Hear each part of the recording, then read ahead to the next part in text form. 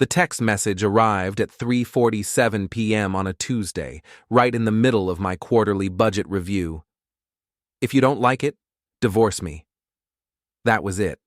No explanation, no context, just Talia's digital middle finger delivered with the casual cruelty of someone ordering coffee. Before we dive deeper into this story, I have one small request. Please subscribe, drop a like, comment, and hit that hype button to boost this channel so more people can discover these incredible Reddit stories. I stared at my phone screen, watching those 8 words burn themselves into my retinas. Around me, the conference room buzzed with corporate speak about profit margins and cost optimization, but all I could hear was the sound of my marriage officially flattering. My name is Ronan Mercer, and I'm 39 years old. I work as a corporate strategist for a mid-sized consulting firm in downtown Chicago, which is a fancy way of saying I make PowerPoint presentations that help rich people get richer. It's not glamorous, but it pays for the Lincoln Park condo and Talia's endless stream of lifestyle purchases. Or it used to, anyway. Ronan, your thoughts on the Q4 projections? My boss, Janet, was staring at me expectantly. Sorry, family emergency, I mumbled, pocketing my phone. The numbers look solid. 15% growth is achievable if we maintain current client retention rates. Janet nodded and moved on, but I caught the concerned look she exchanged with my colleague Dave. Great. Nothing says promotion material like spacing out during budget meetings because your wife is publicly humiliating you via text message. The meeting dragged on for another hour, but my mind was elsewhere. Specifically, it was scrolling through Talia's Instagram feed, which had become a daily documentary of her affair with Damian Cray. She wasn't even trying to hide it anymore. There they were, sharing mimosas at some rooftop brunch spot. There they were again, his arm around her waist at a gallery opening. And my personal favorite? A selfie of them in his Tesla with the caption, "Living my best life. No regrets. New beginnings."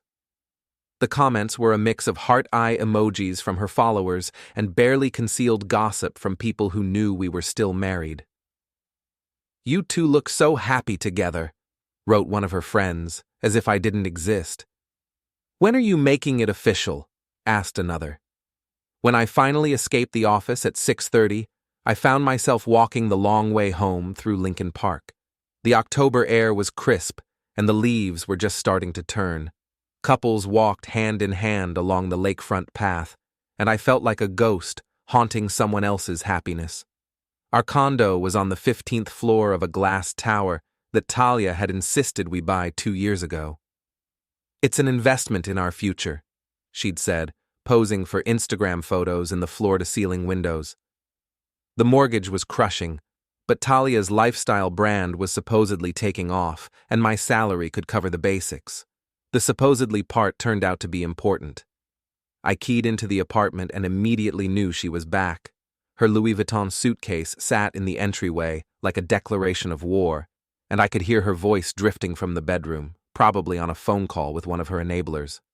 "I know, right? He's being so dramatic about everything," she was saying. "Like, we're adults. We can handle this maturely." I set my briefcase down carefully and walked to the kitchen, where I'd left the divorce papers my lawyer friend Marcus had drawn up.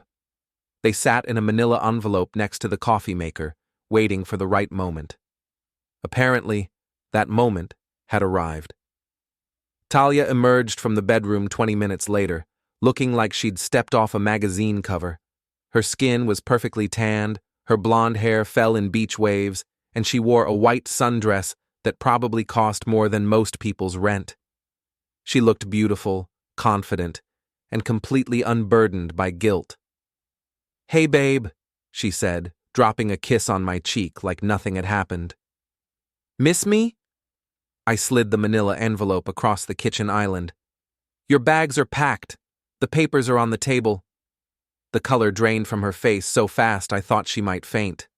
"What papers?" "Divorce papers. I figured I'd save us both some time." She opened the envelope with shaking hands, scanning the first page. "Ronan, You can't be serious. We can work this out. Work what out exactly? The part where you've been posting couple photos with your boyfriend for the past month? Or the part where you just told me to divorce you if I don't like it? That was just... I was angry. You know how I get when I'm emotional. I almost laughed. Talia's definition of emotional was other people's definition of sociopathic. You tagged me in a photo of you kissing him. You literally tagged me. That was an accident. The caption said, "Thanks for understanding, hubby." How is that an accident? She set the papers down and tried to move closer, switching to her manipulation voice, the breathy little girl tone she used when she wanted something. Baby, I know this looks bad, but it's not what you think. Damien and I, we're just friends. He's been helping me with my business. Is that what we're calling it now? You're being cruel. I'm being accurate. I walked to the living room windows, looking out at the city lights. Do you know what the worst part is, Talia? It's not the cheating. It's not even the public humiliation. It's that you're genuinely surprised I have a problem with it. I never meant to hurt you. No, you just didn't think about me at all. There's a difference. She followed me to the windows, and I could see her reflection in the glass, beautiful, desperate, and calculating her next move. What do you want? Money? I can get money. Damien has connections. I want you to sign the papers and get out of my apartment. Our apartment. Check the deed. It's in my name. That was a lie, but she didn't know that. The look of panic that crossed her face was almost worth the past month of humiliation. Where am I supposed to go? I hear Damien has a nice place. She was quiet for a long moment, staring at her reflection in the window. When she finally spoke, her voice had changed, harder, colder. You know what your problem is, Ronan. You're boring. You've always been boring. Damien makes me feel alive. Good for you. Sign the papers. You think you're so smart, don't you? So superior. But you have no idea what's really going on here. Something in her tone made me turn around. What's that supposed to mean? She smiled, and it wasn't a nice smile. Nothing, baby. Just that this isn't over. Not by a long shot. Actually, it is. I picked up her suitcase and wheeled it to the door. You've got 15 minutes to get whatever else you need. After that, I'm changing the locks. You can't do that. Watch me. She stood there for another moment, probably trying to decide between tears and threats. Finally, she grabbed her purse and headed for the bedroom, muttering under her breath about lawyers and community property. I didn't care. For the first time in months, I felt like I could breathe. But as I would soon discover, Talia was right about one thing. This wasn't over. Not by a long shot. The next morning brought a harsh lesson in modern warfare. When your wife wants to destroy you, she doesn't need lawyers or private investigators. She just needs a smartphone and a complete lack of shame. I woke up to 17 missed calls from my sister Val, 43 text messages from various friends and colleagues, and a notification that I'd been tagged in a new Instagram post. The post was a tearful selfie of Talia with the caption, "When someone you love becomes someone you fear. Healing starts now. Survivor strong. Finding my courage. Toxic marriage." The comments were a feeding frenzy of support and outrage. Stay strong, Queen. You deserve so much better. What did he do to you? The hashtags alone were enough to make me want to throw my phone off the balcony. My sister's latest text was typical Val. Call me now or I'm driving over there with a baseball bat. I called her. Jesus Christ, Ronan, what did you do? She said without preamble. I served her divorce papers. And nothing. She left. That's it? You didn't threaten her? Didn't lay a hand on her? Of course not. What kind of person do you think I am? The kind who's apparently being accused of domestic abuse all over social media. I pulled up Talia's Instagram again, scrolling through the comments with growing horror. She hadn't actually said I'd abused her. She was too smart for that. But the implication was crystal clear. The crying selfie, the survivor hashtags, the carefully worded references to feeling unsafe and trapped. She's playing the victim, I said. Yeah, and she's really good at it. This thing has been shared 200 times in the last hour. Someone even started a GoFundMe for her. A GoFundMe? Help Talia start over after escaping toxic marriage. It's already raised $800. I sat down heavily on my couch, suddenly feeling very tired. This is insane. This is social media. And you're losing. Val was right, of course. My sister had always been the smart one in the family, a successful marketing executive with an MBA and a talent for seeing through bullshit. If she said I was losing, I was losing. What do I do? Nothing for now. Don't post anything, don't respond to comments, don't give her any ammunition.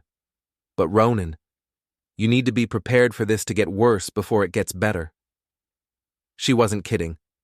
By the time I got to the office, the whispers had already started. My colleagues were too professional to say anything directly, but I caught the sideways glances, the conversations that stopped when I walked by. Dave from accounting actually crossed the street to avoid talking to me in the lobby. The morning got worse when Janet called me into her office. "Ronan, we need to talk," she said, closing the door behind me. Janet was in her 50s, a no-nonsense woman who'd worked her way up from secretary to senior partner over 25 years. I'd always respected her directness. "If this is about yesterday's meeting, it's about the posts." My stomach dropped. "The posts?" "Your wife's Instagram. HR got several calls this morning from employees who are concerned about workplace safety." "Janet, I never touched her. I never even raised my voice. I believe you, but in today's climate, perception is reality. We have a zero-tolerance policy for domestic violence, even allegations of domestic violence." "Are you firing me?" "I'm putting you on administrative leave while we figure this out. Full pay, but you need to stay away from the office until this blows over." I felt like I'd been punched in the stomach. "How long?" "I don't know. Could be a week, could be longer. It depends on how this plays out." I cleaned out my desk in a fog of humiliation, avoiding eye contact with my co-workers. 23 years old when I started here, fresh out of college with big dreams and a work ethic that would have impressed my grandfather. Now I was walking out with a cardboard box and a cloud of suspicion following me. The parking garage was mercifully empty, but as I loaded my box into the trunk, I heard footsteps behind me. "Rough day?" I turned to find Damian Cray leaning against a concrete pillar, looking like he'd stepped out of a men's fashion magazine. He was tall, probably 6'2", with the kind of effortless good looks that made other men feel inadequate. His dark hair was perfectly styled, his suit probably cost more than my car, and he wore an expression of smug satisfaction that made me want to punch him. "What do you want, Damian?" "Just wanted to check on you, man. Talia's pretty upset about how you handled things yesterday." "I'm sure she is. Look, I get it. Nobody likes to lose. But you're making this harder on everyone, including yourself." "Making what harder?" He pushed off from the pillar and walked closer, his voice dropping to a conspiratorial whisper. "The transition. Talia's moving on, you're moving on. It doesn't have to be ugly. It's already ugly. It could get uglier." He smiled, but there was no warmth in it. Social media is a powerful thing these days. Stories have a way of taking on a life of their own. Is that a threat? It's advice, from one guy to another. Sometimes the best thing you can do is just disappear for a while.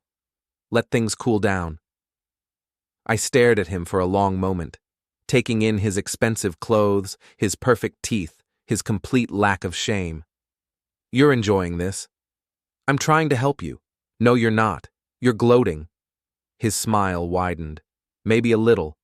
But can you blame me? I mean, look at what I won." That's when it hit me. The real reason he was here. It wasn't enough to steal my wife. He needed to see me broken, to confirm his victory. He needed me to know that he'd won. "You're right," I said finally. You did win. I'm glad you can see that. Absolutely. You won, Talia. Congratulations. Something in my tone made his smile flicker. What's that supposed to mean? Nothing. Just that you got exactly what you wanted. I hope it works out for you. I got in my car and drove away, leaving him standing there with a confused expression on his perfect face. In my rearview mirror, I watched him pull out his phone, probably calling Talia to report on our conversation. Let him call. Let them both think they'd won. Because as I drove home through the Chicago traffic, a plan was already forming in my mind. Talia and Damien had made one crucial mistake in their little campaign of destruction. They'd underestimated me, and that was going to cost them everything. The next few days were a masterclass in social media assassination. Talia's victim narrative gained momentum with each passing hour, spreading through her network of influencer friends and lifestyle bloggers like wildfire. The GoFundMe hit $3,000. Someone created a hashtag, Justice for Talia. A local women's shelter even reached out to offer her support. Meanwhile, I sat in my empty apartment, officially unemployed and unofficially blacklisted from Chicago's tight-knit consulting community. Word travels fast in professional circles, and the word about me was toxic. But I wasn't idle. Marcus Chen, my lawyer friend from law school, came over Thursday night with Chinese takeout and a legal strategy. Marcus was one of those guys who looked like he'd never left the library. Thin, pale, with wire-rimmed glasses and a nervous habit of adjusting his tie. But he had the sharpest legal mind I'd ever encountered. The good news is she hasn't actually accused you of anything specific, he said, spreading documents across my coffee table. It's all implication and innuendo. What's the bad news? Implication and innuendo can destroy you just as effectively as direct accusations. Maybe more so, because there's nothing concrete to defend against. I picked at my lo mein, not really hungry. So what do? We gather evidence, real evidence. Phone records, financial statements, witness testimony. We build a case that shows the truth. Which is what, exactly? Marcus looked at me over his glasses. That your wife is a narcissistic sociopath who's orchestrating a character assassination campaign to cover up her own infidelity. Can we prove that? Maybe. But first, I need to ask you something, and I need you to be completely honest. Did you ever, even once, lay a hand on her? Threaten her? Make her feel unsafe? Never. Did you ever control her finances, monitor her communications, isolate her from friends? The opposite. I gave her complete access to our accounts. I never even looked at her phone. Good, because I think there's more to this story than a simple affair. He pulled out a manila folder and spread its contents on the table. Bank statements, credit card bills, corporate filings, a paper trail that painted an interesting picture. Damien Cray, Marcus said, pointing to a corporate document. CEO of Cray Marketing Solutions. Boutique firm, high-end clients, very exclusive. Know what's interesting about his business model? What? He specializes in hostile takeovers, not the financial kind, the social kind. He targets successful people, finds their weaknesses, and destroys their reputations for clients who want them out of the way. I stared at the documents. You think this is professional? I think it's possible. Your firm handles some pretty big accounts, right? Companies that might want a new consulting partner? The pieces started falling into place. Johnson & Associates has been trying to poach our clients for years. And guess who handles their marketing? Marcus tapped Damien's corporate filing. This might not be about Talia at all. She might just be the weapon. That's insane. Is it? Think about it. Beautiful woman targets successful man, seduces him, destroys his marriage and career, clears the way for new business relationships. It's not exactly a new playbook. I thought about Damien in the parking garage, his smug satisfaction, the way he'd seemed more interested in my reaction than in defending Talia. Snake? Maybe, but we need proof. How do we get it? Marcus smiled, and for the first time since this whole nightmare started, I felt a flicker of hope. We make them think they've won, and then we watch them get sloppy. The plan was elegant in its simplicity. I would play the part of the defeated husband, broken, humiliated, retreating from public view. Meanwhile, Marcus would quietly gather evidence of the real conspiracy. If we were right about Damien's motives, he'd eventually make a mistake that would expose the whole operation. But first, we needed to let them celebrate their victory. Friday night, Talia and Damien were hosting a party at his penthouse, a New Beginnings celebration that was all over social media. The guest list read like a who's who of Chicago's social media elite, plus several people I recognized from the business world, including, I noticed, 3 executives from Johnson & Associates. That's not a coincidence, Marcus said, scrolling through the Instagram stories from the party. Look at this. He showed me a photo of Damien deep in conversation with Robert Johnson himself, the founder of the competing firm. They were standing on the penthouse balcony, drinks in hand, looking very much like 2 men making a deal. I want to see this for myself, I said. Bad idea. If they see you there, they won't. I know the building. Used to do consulting work for the management company. Marcus looked skeptical, but I was already moving toward my closet. Just keep monitoring social media. If this goes sideways, I'll need you to document everything. The Millennium Tower was a gleaming monument to excess in downtown Chicago, the kind of place where a studio apartment cost more than most people's houses. I'd helped the management company optimize their tenant services 3 years ago, which meant I knew about the service elevators and maintenance access points. Getting into the building was easier than it should have been. A maintenance badge I'd forgotten to return, a confident walk through the loading dock, and I was in the service corridor outside Damien's penthouse. The party was in full swing. Through the service door I could hear laughter, music, and the clink of expensive glassware. I cracked the door open and peered into the kitchen, which was empty except for catering staff. "Excuse me," I said to a young woman arranging champagne flutes. "I'm with building maintenance. We've had reports of a water leak from the unit above. Mind if I check the ceiling?" She barely looked at me. "Whatever, just don't get in our way." I grabbed a small stepladder from the service closet and positioned it near the kitchen's pass-through window, which gave me a perfect view of the main party area. Then I pulled out my phone and started recording.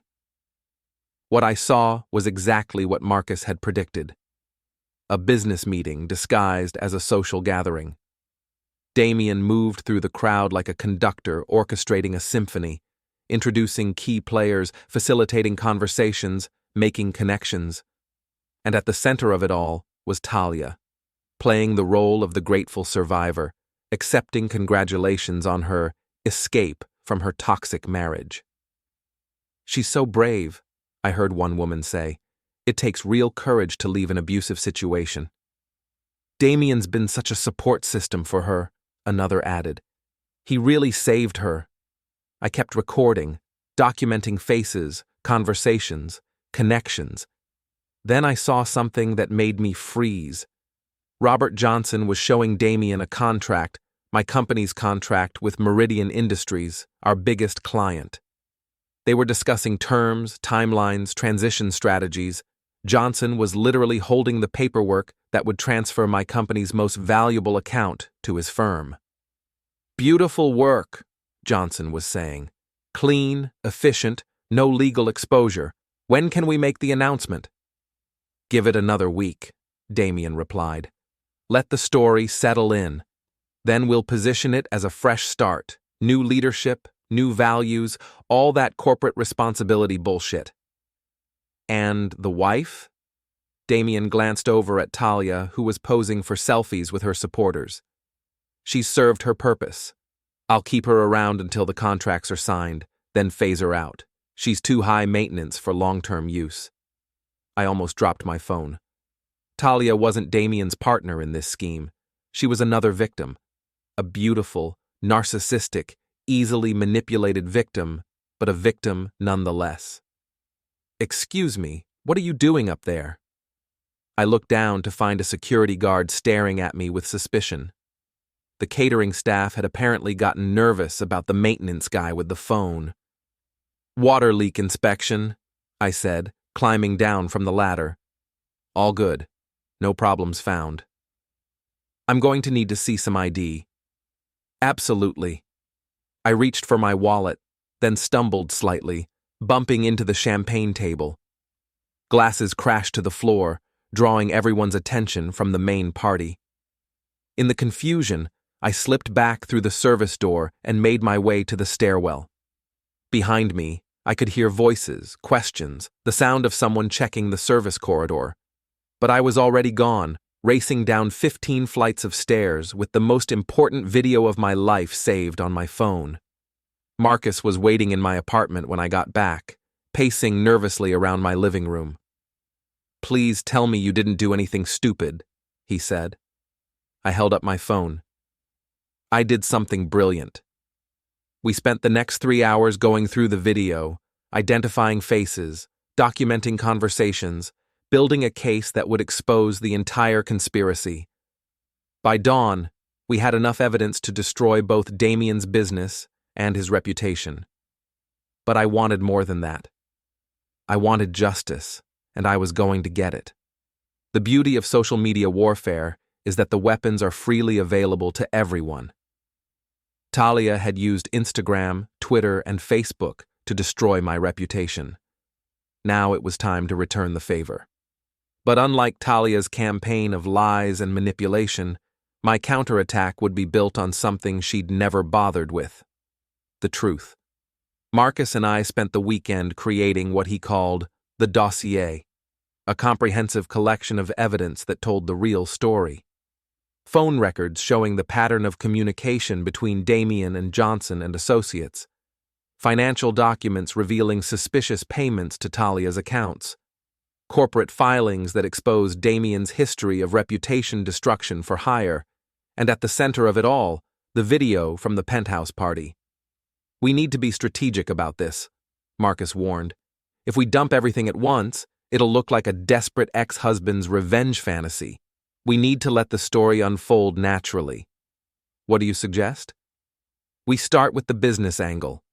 Corporate conspiracy is easier to prove than personal manipulation. Once we establish Damien's pattern of behavior, the personal stuff becomes more credible." Monday morning, an anonymous email landed in the inbox of Sarah Mitchell, the investigative reporter at the Chicago Tribune who'd made her career exposing corporate corruption. The email contained just enough information to pique her interest: hints about a consulting firm using personal relationships to steal clients, references to a pattern of reputation destruction, and a single photo from the penthouse party showing Robert Johnson and Damien Cray examining what appeared to be confidential documents. By Tuesday afternoon, Mitchell had called both companies for comment. Johnson and Associates denied any improper business practices. Cray Marketing Solutions didn't return her calls. Wednesday brought the first crack in Talia's narrative. One of her Instagram followers, a woman named Jennifer Walsh, posted a long comment on Talia's latest victim selfie. "I hate to be that person, but something doesn't add up here. I've known Ronan professionally for 5 years, and he's never shown any signs of aggressive behavior. Meanwhile, I've watched Talia publicly humiliate him for months. Maybe there are two sides to this story?" The comment sparked a debate in Talia's feed. Her supporters rushed to defend her, but other voices began to emerge. People who'd known me, worked with me, seen how I actually behaved in professional and social situations. "Ronan Mercer helped my company through a major crisis last year," wrote Tom Bradley, a former client. "He was nothing but professional, ethical, and kind. This doesn't sound like the man I know." "I've seen Talia treat service workers like garbage," added another commenter. "Just saying." Talia tried to control the narrative, posting tearful videos about victim blaming and the courage it takes to speak truth to power.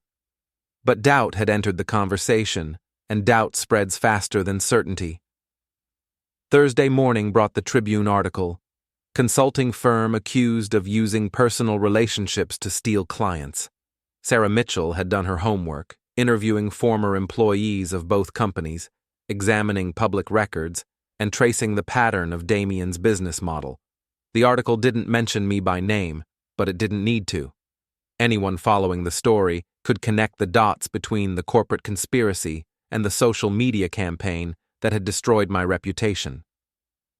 By Thursday afternoon, 3 more of Damien's former targets had come forward with similar stories. A real estate developer whose marriage had imploded just before losing a major contract. A restaurant chain owner who'd been accused of harassment right before his biggest competitor launched a hostile takeover. A tech startup founder whose company had collapsed amid allegations of workplace toxicity.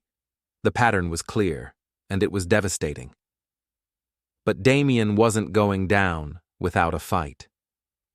Friday evening, I was in my kitchen making dinner when someone pounded on my door. I looked through the peephole to see a large man in a cheap suit, the kind of guy who'd played high school football 20 years ago and never quite adjusted to civilian life.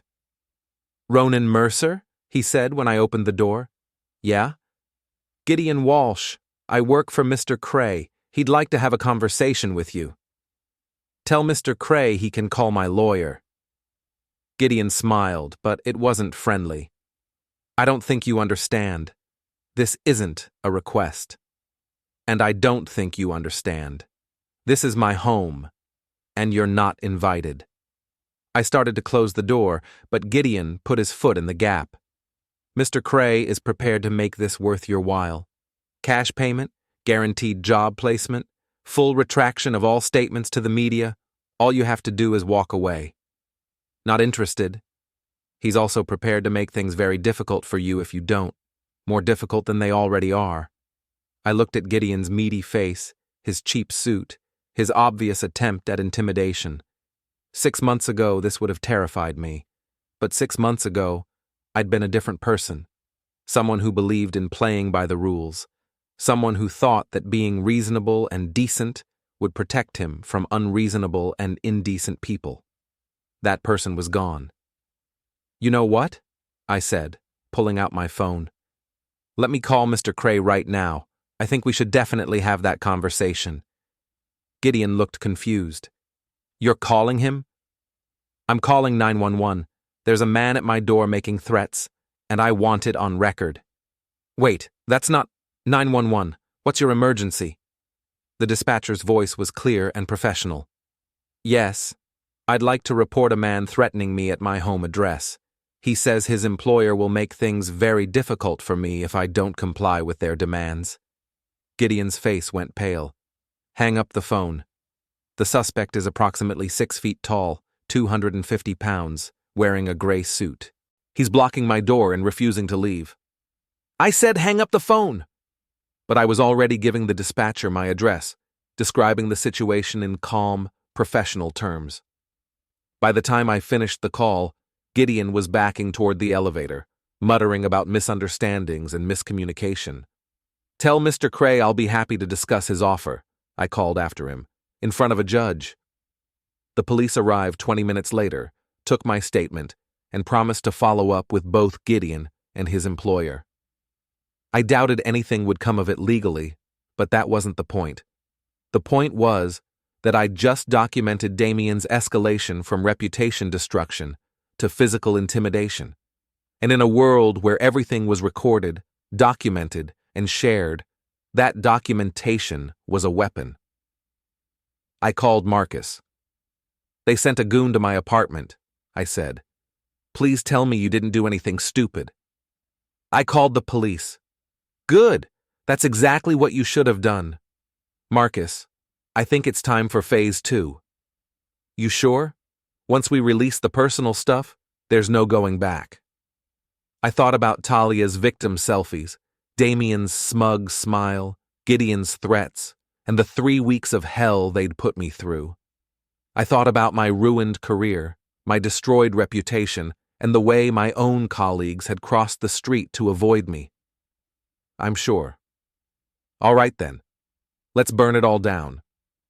Saturday morning, The second anonymous package arrived at the Tribune. This one contained the penthouse video, complete transcripts of the conversations I'd recorded, and a detailed timeline showing how Talia's social media campaign had coincided with Damien's business negotiations. By Saturday afternoon, Sarah Mitchell was calling everyone involved for comment on her follow-up story. By Saturday evening, Talia's Instagram had gone private, and by Sunday morning, the real war had begun. The Tribune's follow-up article hit like a bomb. Social media victim campaign linked to corporate conspiracy. Sarah Mitchell had outdone herself, weaving together the business corruption, the personal manipulation, and the social media warfare into a narrative that was both damning and impossible to deny. The video was the smoking gun. Embedded in the online version of the article, it showed Damien clearly discussing the timeline for stealing my company's clients while dismissing Talia as a tool who'd served her purpose. The audio was crystal clear, the faces were unmistakable, and the implications were devastating. Within hours, the story was picked up by local news stations, business publications, and social media watchdog groups. Justice for Talia was replaced by Talia Gate. The GoFundMe was suspended pending investigation, and Talia's carefully constructed victim narrative collapsed like a house of cards. But the real fireworks started when Talia realized she'd been used. Monday morning, my phone rang. Unknown number, but I answered anyway. "You snake!" Talia's voice was shaking with rage. "You destroyed everything." "I documented everything. There's a difference. My sponsors dropped me. My followers are turning on me. I'm getting serious threats." "Welcome to my world from 3 weeks ago." "This is different. I was trying to survive. You're trying to destroy me." "No, Talia. I'm trying to tell the truth. Maybe you should try it sometime." There was a long pause, and when she spoke again, her voice was different, smaller, more vulnerable. "Did you know? About Damien, I mean. About what he was really doing?" "I suspected. The video confirmed it. He told me he loved me." She was crying now, the real tears she'd never shed for our marriage. "He said we were going to build a life together. He said you served your purpose and he was going to phase you out. I heard the video. I heard what he said about me. So what are you going to do about it?" Another long pause. "I don't know. I don't know anything anymore." She hung up, leaving me with an unexpected feeling. Pity. For all her narcissism and cruelty, Talia had been manipulated just as thoroughly as I had. The difference was that she'd been a willing participant in her own manipulation, right up until the moment she realized she was expendable. But my sympathy for Talia didn't extend to Damien. Tuesday afternoon, he called. "We need to talk," he said without preamble. "I'm listening." "Not over the phone. Meet me at my office. 1 hour." "Why would I do that?" "Because I have something you want." "Which is?" "Your life back. Your job, your reputation, your future. I can make this all go away, Ronan. But we need to talk face to face." I almost laughed. "You think you still have leverage here?" "I think you're underestimating how much damage I can still do." 1 hour. Don't make me come find you." The line went silent. I called Marcus immediately. "Don't go," he said. "It's obviously a trap. Maybe, or maybe he's desperate enough to make a real offer." "What kind of offer could he possibly make?" "I don't know, but I want to hear it." "Ronan, this guy just threatened you. Again. After sending a goon to your apartment, he's dangerous." "So am I. Apparently." Marcus sighed. "If you're going to do this, we do it right. I'm coming with you, and we're recording everything." Cray Marketing Solutions occupied the top floor of a gleaming office tower in the Loop. The reception area was all glass and steel, designed to intimidate visitors and project an image of cutting-edge success. The receptionist, a young woman who looked like she'd stepped out of a fashion magazine, directed us to Damien's corner office with the kind of professional smile that didn't reach her eyes. Damien was waiting behind a desk the size of a small car, wearing a perfectly tailored suit and an expression of controlled fury. He'd always been handsome, but now I could see the calculation behind his good looks, the predatory intelligence that had made him so effective at destroying people's lives. "Marcus Chen," he said, not bothering to stand. "I should have known you'd bring your lawyer. And you brought yours, I assume?" Marcus nodded toward a thin, nervous-looking man sitting in the corner. "This is David Park, my legal counsel. Shall we get started?" "Your show," I said, settling into the chair across from his desk. "What's the offer?" Damien leaned back in his chair, studying me like I was an interesting specimen under a microscope. "You've caused me a lot of trouble, Ronan." "You caused yourself trouble. I just documented it. The Tribune article, the video, the police report. Very thorough work. I'm impressed." "Thank you. But you've made one crucial mistake." "Which is?" He smiled, and for the first time since this whole nightmare started, I felt a chill of genuine fear. "You think this is over." He pressed a button on his desk, and the wall-mounted television came to life. On the screen was a video, security footage from my apartment building's garage, showing me getting into my car the night I'd infiltrated the penthouse party. "Interesting timestamp," Damien said. "Matches perfectly with the time someone broke into my building and illegally recorded a private gathering." Marcus leaned forward.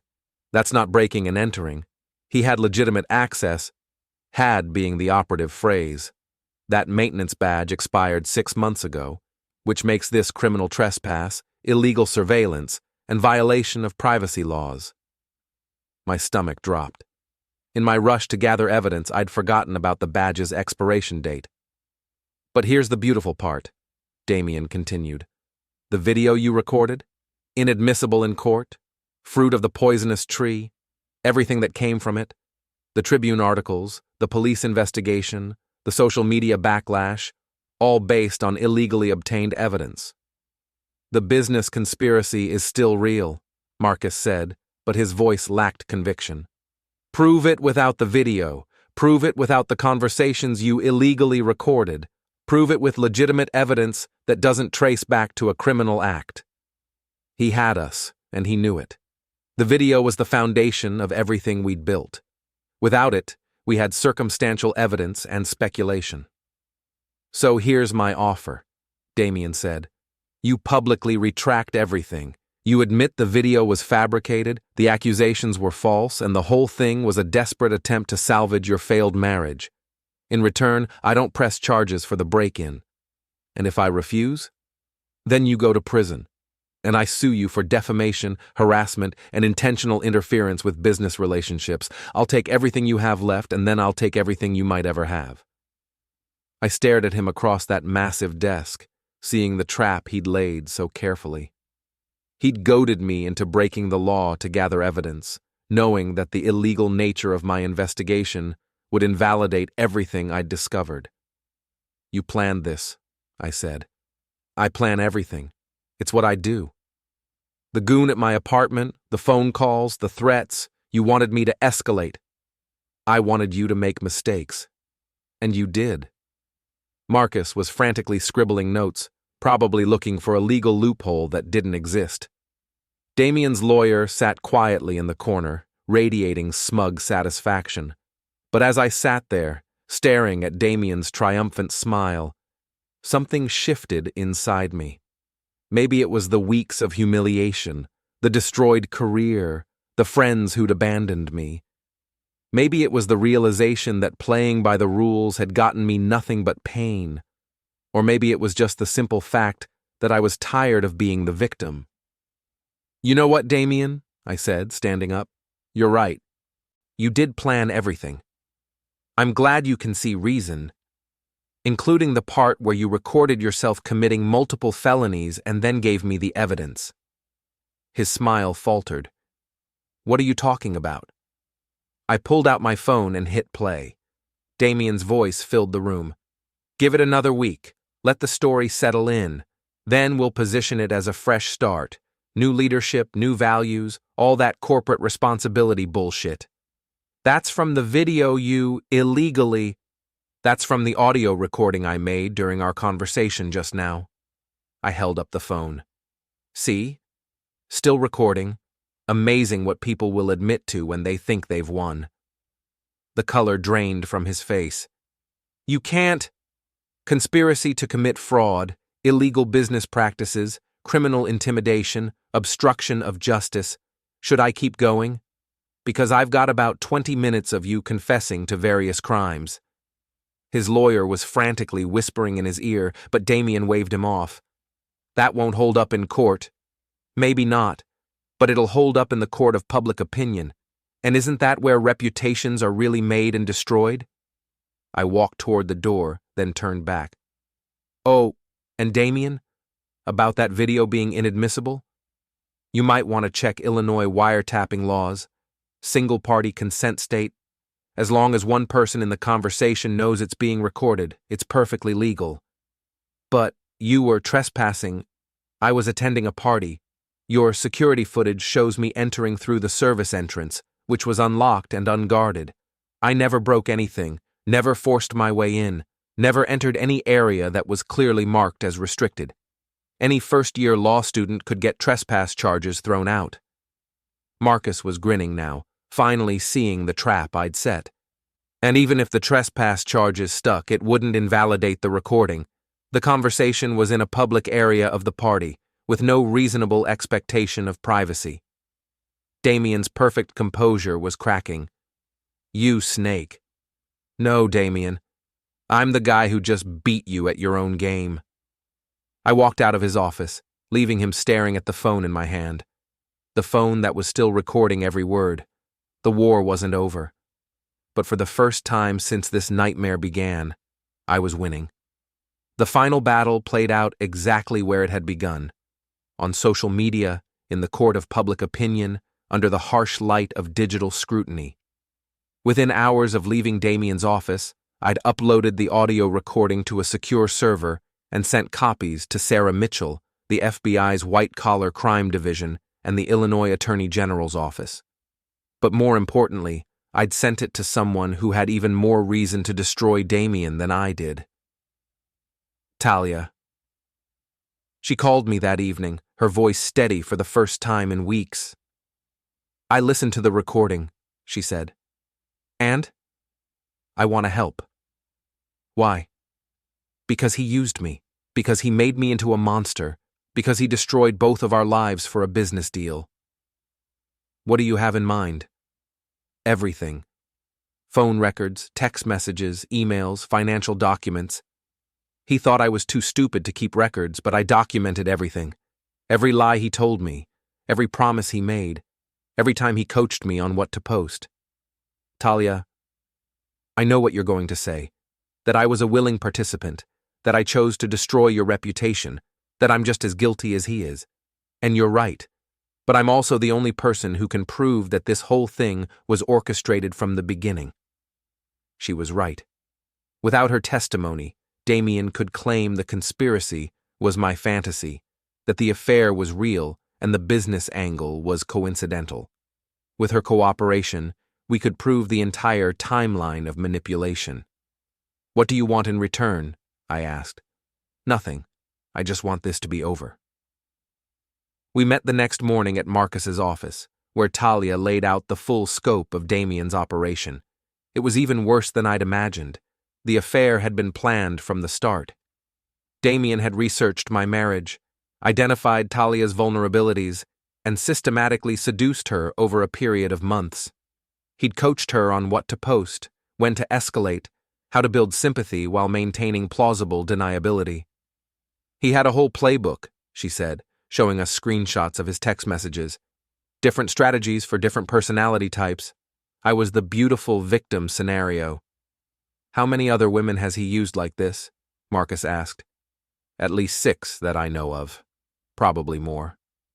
The evidence was overwhelming. Text messages where Damien explicitly laid out the timeline for destroying my reputation. Financial records showing payments to Talia contingent on social media engagement. Email chains discussing the transfer of my company's clients to Johnson & Associates. But the smoking gun was a video Talia had secretly recorded of Damien explaining his business model to a potential client. "We don't just handle marketing," he said in the video. "We handle reputation management. If you need a competitor discredited, we find their weak points and exploit them. Marital problems, financial issues, personal scandals. Everyone has something they want to hide. We just make sure it doesn't stay hidden." "How much for a full reputation destruction?" the client asked. "Depends on the target and the timeline, but figure 200,000 for a complete takedown. That includes the research, the execution, and the cleanup." "Cleanup?" "Making sure it can't be traced back to you. Plausible deniability is included in the price." The video was dated 3 months before Talia and I had separated. 3 months before she'd started posting couple photos with Damien. 3 months before my life had fallen apart. Sarah Mitchell's final article ran on Friday morning. Marketing executive operated reputation destruction service for corporate clients. The story had everything: corporate conspiracy, personal betrayal, social media manipulation, and a secretly recorded confession that tied it all together. By Friday afternoon, the FBI had raided Damien's offices. By Friday evening, Johnson & Associates had issued a statement denying any knowledge of illegal activities and suspending all business relationships with Cray Marketing Solutions. And by Friday night, Damien Cray was under arrest. The charges were extensive: conspiracy to commit fraud, criminal intimidation, illegal surveillance, tax evasion, and violation of federal wiretapping laws. The evidence was overwhelming, the media coverage was relentless, and his high-priced legal team was already discussing plea bargains. But for me, the real victory came on Saturday morning. My phone rang at 8 a.m. It was Janet, my former boss. "Ronan, I hope I'm not calling too early." "Not at all. What can I do for you?" "I wanted to apologize for the suspension, for not standing by you, for believing the worst without getting your side of the story." "You were protecting the company." "I understand." "No, I was being a coward, and I want to make it right. Your job is waiting for you whenever you're ready to come back.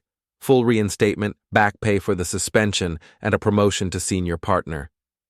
"Janet, the Meridian Industries contract is still ours, by the way. Turns out they never actually agreed to switch firms. Johnson & Associates was just counting their chickens before they hatched."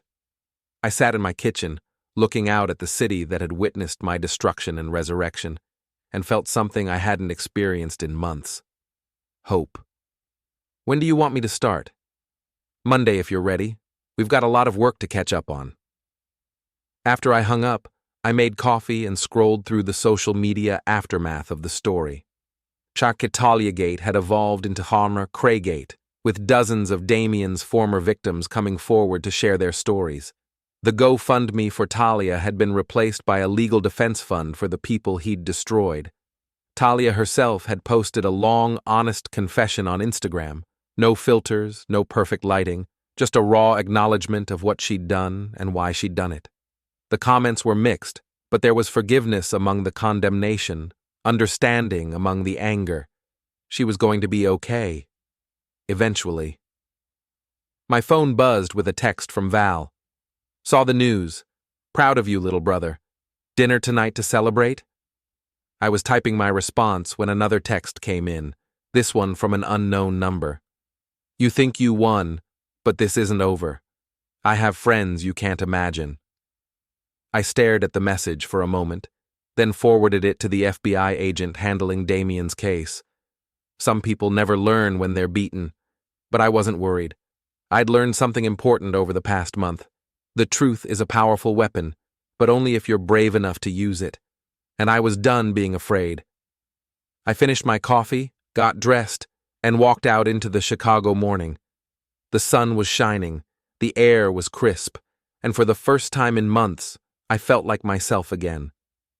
Not the victim I'd been, not the doormat I'd played, but the person I'd become through fire and betrayal and the simple decision to fight back. The person who'd learned that sometimes the last laugh really does belong to the underdog. and as I walked through Lincoln Park toward my future, I was smiling.